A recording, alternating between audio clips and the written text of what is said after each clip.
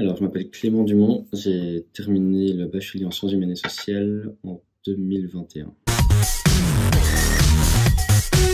Alors là, actuellement, je suis en Master 2 à l'ULB, en sciences de la population et du développement. Basiquement, pour la faire plus simple, le nom qu'ils auraient pu choisir et qu'ils auraient dû choisir, c'est Coopération au développement international. Qu'est-ce que ça m'a amené d'être en SHS avant? Je pense que le plus important, ça a été l'ouverture d'esprit et l'esprit critique. J'ai eu la chance dans mon master de faire un stage à l'étranger, au Sénégal, pendant 3 mois. Je pense que si je n'avais pas eu cette ouverture d'esprit, cet esprit critique et cet esprit qui vraiment se tourne vers le monde, j'aurais jamais pu non seulement choisir un master pareil, mais encore moins partir à l'étranger comme ça. Il faut vraiment savoir prendre du recul sur sa propre culture. Merci de Henriette. Sans oublier qu'on sort de là, qu'on vient d'une culture occidentale, européenne, pour pouvoir réellement s'intégrer et comprendre comment ça se passe là-bas sans émettre de jugement.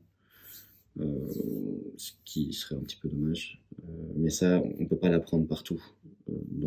Spécifiquement, quelqu'un de gestion, je pense, n'a pas forcément les cours qui vont pour ce genre de choses. Et SHS est vraiment pas centré uniquement là-dessus, mais il nous apprend et nous amène ce genre de bagage qui est important. C'était incroyable. C'était une grande claque.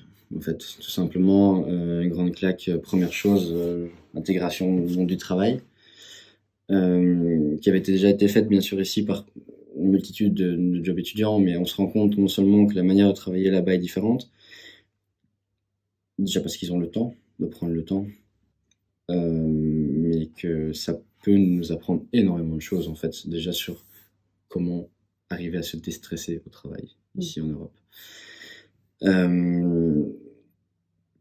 Honnêtement, il y a tellement de choses qui se passent dans un voyage pareil que c'est impossible de le résumer en 2 minutes. Tout ce que je peux dire, c'est faites-le. Vraiment, faites-le. C'est que ce soit pendant vos études, après vos études, avant vos études, faites-le. Partez à l'étranger, rencontrez des nouvelles cultures, rencontrez des nouvelles personnes. On a plein de choses à apprendre sur toutes les personnes qu'on peut rencontrer partout dans le monde.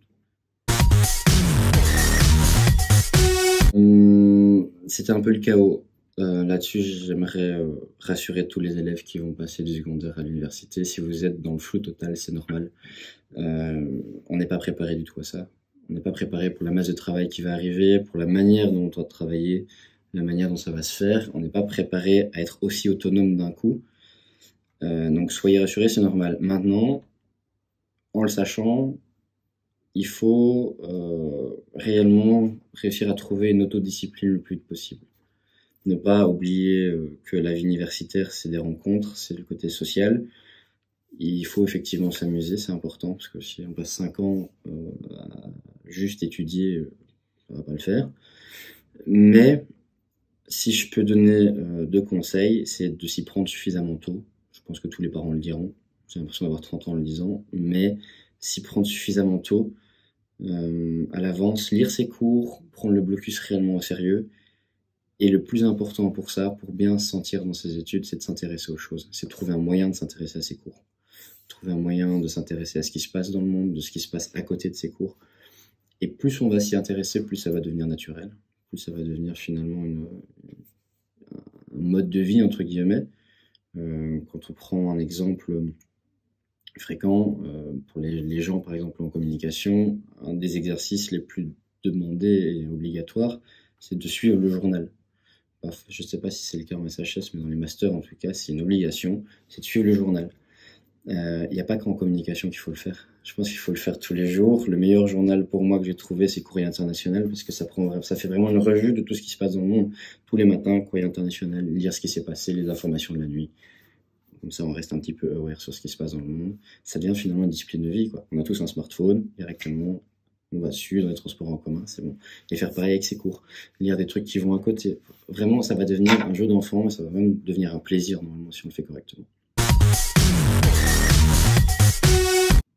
Alors, j'ai de la chance que l'entreprise dans laquelle j'ai fait mon stage au Sénégal me propose normalement un job. Touche du bois. Quelles sont mes perspectives professionnelles? Quand on fait le master que j'ai fait, du coup, en sciences de la population et du développement, les perspectives professionnelles, elles sont ultra larges. C'est comme quand on sort de SHS. C'est ultra large et c'est ça qui est intéressant.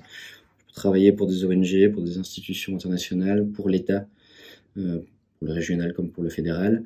Je peux travailler pour, j'ai dit ONG déjà. Je peux travailler pour le public privé, voilà.